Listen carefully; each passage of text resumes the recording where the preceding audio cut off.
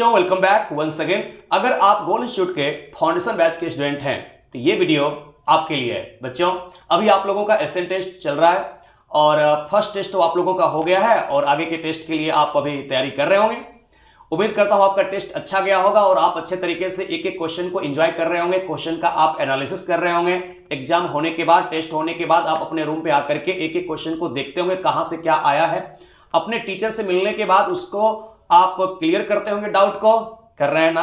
बिल्कुल यही सब तो करना ही है। एसएन टेस्ट पहले लिया क्यों जाता है ये मैं आपको बता देता हूं। आप अभी छोटे छोटे बच्चे हैं, समझ नहीं पाते हैं, सभी बात को हल्के में ले लेते हैं, जिसके कारण कि कभी कभी यही सब गलती जो है भारी पड़ता है आगे चल के। बच्चों एसएन टेस्ट लेने का मकसद सिर्फ एक है कि जो भी आप लोगों ने साल भर अभी पढ़ाई किया है उसको आपको सफिशिएंट टाइम देकर के, पढ़ने के लिए टाइम देकर के रिवीजन करवाना। और रिवीजन जब आपने कर लिया तो फिर आपको टेस्ट के थ्रू ये पता चलता है कि हमने कितना सीखा, कितना मेरा इसमें कॉन्सेप्ट है, कितना मार्क्स अभी हम ला रहे हैं, ये सब आपको सीखने को मिलता है। अगर ऐसा किया जाए कि 11th का सिलेबस खत्म हुआ और 12th का सिलेबस स्टार्ट कर दिया जाए तो क्या होगा? क्या होगा बताइए, क्या होगा? ऐसे कंडीशन में यह होगा कि 11th का सिलेबस खत्म तो टीचर ने कर दिया, लेकिन क्या आपने अच्छे तरीके से सीखा? क्या आपको फिर से उसको कंप्लीट सिलेबस पढ़ने का पर्याप्त समय मिला? नहीं। इसलिए आप लोगों को सिलेबस कंप्लीट होने के बाद पर्याप्त समय दिया जाता है, आप लोग पढ़ें, उसके बाद आप टेस्ट दें और टेस्ट में अब आप लोगों को पता चलेगा कि कितना हम लोगों ने सीखा कॉन्सेप्ट को, कितना भी हम लोगों को और इंप्रूव करने की जरूरत है। ये सब एनालिसिस हो पाता है अपने आप में। ठीक है, तो आपको एक एक टेस्ट को अच्छे से सीरियसली देना है। जिस प्रकार से हम लोग नीट का प्रिपरेशन करते हैं एक माइंडसेट के साथ, कितना बेचैन रहते हैं, कितना डेडिकेशन के साथ। अगर आप सोचो कि नीट एग्जाम होने वाला हो 2 दिन के बाद, 4 दिन के बाद, 1 सप्ताह के बाद, तो कितना डेडिकेटेड रहते हैं, बिल्कुल दिन रात सब कुछ भूल करके बिल्कुल लगे रहते हैं, इधर उधर टाइम बर्बाद नहीं करते हैं, खूब पढ़ते हैं।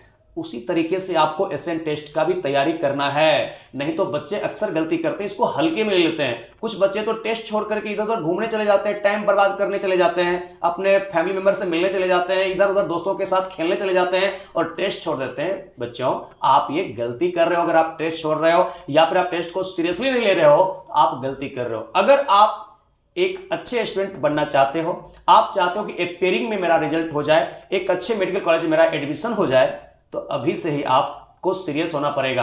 क्योंकि आप लास्ट के 2, 4, 5 मंथ जब नीट बचेगा आप कुछ नहीं कर सकते हो। आपको साल 2 साल पहले से लगना पड़ता है। अभी से भी आप तैयारी में लग जाओगे। अगर किसी का 11th में शुरुआत का अच्छा नहीं भी रहा है, अभी से भी जिस प्रकार से एसएन टेस्ट हो रहा है टॉपिक वाइज, अभी उसके बाद फुल सिलेबस का होगा, आप ऐसे तैयारी करते चलिए। आप डाउट पूछने के लिए अपने टीचर से जाइए, वहां पे बातों को क्लियर करिए। धीरे धीरे धीरे धीरे धीरे धीरे आपका प्रयास रंग लाएगा और अच्छे मार्क्स आपको आने स्टार्ट हो जाएंगे। आपको कम से कम 15 दिन 20 दिन मेहनत तो करना पड़ेगा ना। आप चाहोगे कि हम 2 दिन 4 दिन खूब मेहनत किए, अगले ही टेस्ट में हमको खूब अच्छा मार्क्स आने लगे, ऐसा नहीं होता है।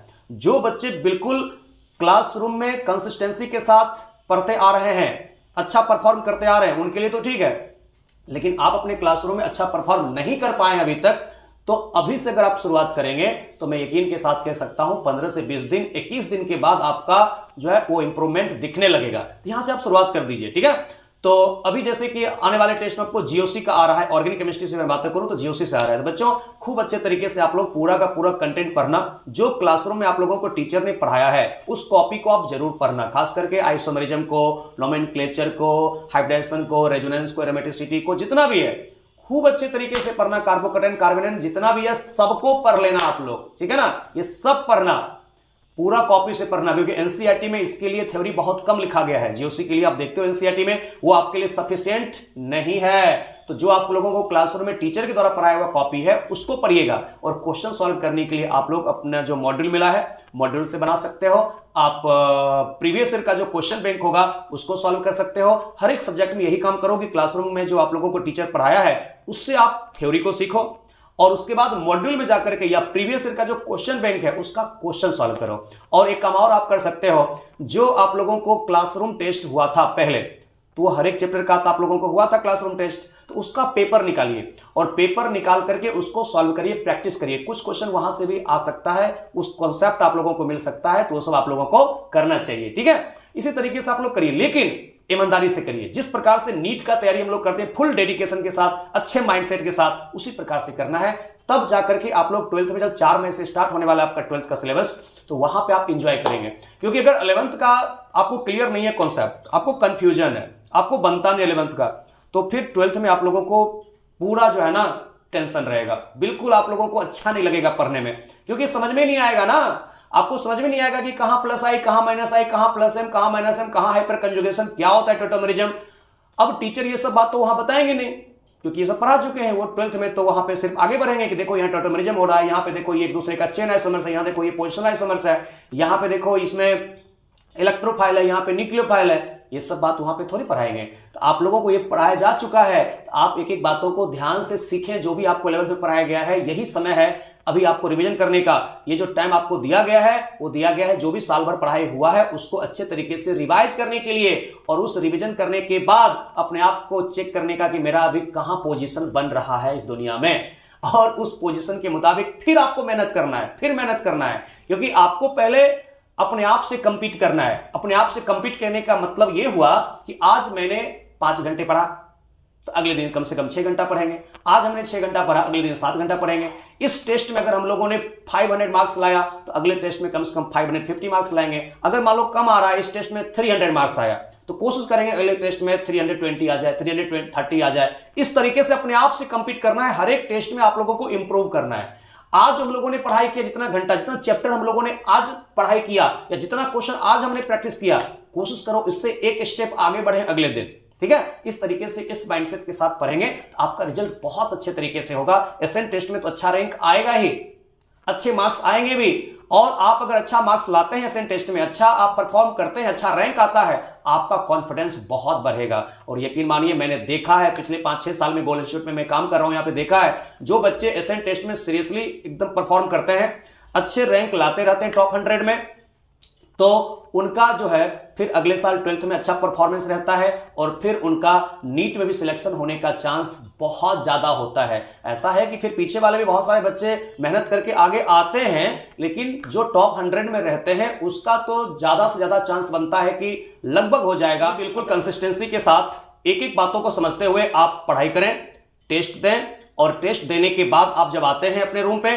तो कुछ देर आराम करने के बाद क्वेश्चन पेपर को फिर से निकालिए, उसके क्वेश्चन को आप अच्छे तरीके से बनाइए, एनालिसिस करिए, कहां पे क्या दिक्कत हो रही है उसको समझिए। ज्यादा दिक्कत होता है तो अपने टीचर से मिलिए और एक एक कॉन्सेप्ट को क्लियर करते चलिए, क्योंकि जब टॉपिक टेस्ट आपका होगा खत्म, उसके बाद फ्लैशबैक होगा, उसके बाद फिर टॉपिक टेस्ट, फिर फ्लैशबैक, उसके बाद मेजर टेस्ट होगा, तो वहां पे वो काम आएगा। अभी आपको टॉपिक टेस्ट हो रहा है, एक एक क्वेश्चन का एनालिसिस करिए जो फ्लैशबैक में आपको काम आने वाला है, ठीक है। तो मैंने क्या बताया, आप लोगों को सीरियसली टेस्ट में परफॉर्म करना है, जैसे आप नीट में बैठते हैं एग्जाम देने के लिए, उस माइंडसेट के साथ पढ़ना है। उसके बाद आप लोगों को क्लासरूम में जो भी आप लोगों को पढ़ाया गया है उस कॉपी को अच्छे तरीके से रिवीजन करना है, प्रीवियस ईयर के क्वेश्चन बैंक को बनाना है, उसके बाद मॉड्यूल को सॉल्व करना है। उसके बाद आप लोगों को बच्चे टाइम बर्बाद नहीं करना है। अभी से थोड़ा बहुत इंटरटेनमेंट के लिए आप लोग बाहर जा सकते हैं, लेकिन ज्यादा फालतू के टाइम बर्बाद मत करिए। अभी से आप सीरियस नहीं होंगे तो फिर आप पछताओगे, बहुत पछताओगे, क्योंकि अभी से जो लगेगा उसी का 2024 में फिर नीट क्वालिफाई करने का चांस बनेगा। और अभी से टाइम अगर बर्बाद करते करते सोचेगा कि लास्ट में हम आकर के तैयारी स्टार्ट करेंगे तो फिर 2025 जाना पड़ेगा, ठीक है ना। अभी से आप एसएन टेस्ट जब आपका चल रहा है, यहीं से ये सही समय है अपने आप को पूरी तरह से झोंकने का, पढ़ाई में अपने आप को लगाने का, और जो अभी से लगा देगा उसका रिजल्ट देखिएगा श्योर होगा। और जो अभी टाइम पास करेगा, जो अभी टाइम को बर्बाद करेगा, कितना भी आगे 2-4-5 मंथ के बाद सीरियस होने की कोशिश करेगा, उसका बहुत कुछ छूट गया होगा, उससे लाखों बच्चे आगे हो चुके होंगे, फिर उसको कंपीट करना मुश्किल हो जाएगा। क्योंकि आप सिर्फ अकेले नहीं पढ़ रहे हैं, लाखों बच्चे पढ़ रहे हैं, वो आपसे आगे निकल चुके होंगे। जो आगे निकल चुके हैं मेहनत करके, उनको फिर आपको पीछे करना, कंपीट करना उनके सामने आपको मुश्किल होगा। तो आपको अभी से लगना पड़ेगा, ठीक है बच्चों। उम्मीद करता हूं आप अभी से पढ़ाई करेंगे। आपको बहुत बहुत शुभकामनाएं, बहुत बहुत आशीर्वाद। Thank you everyone. जय हिंद, जय भारत, वंदे मातरम।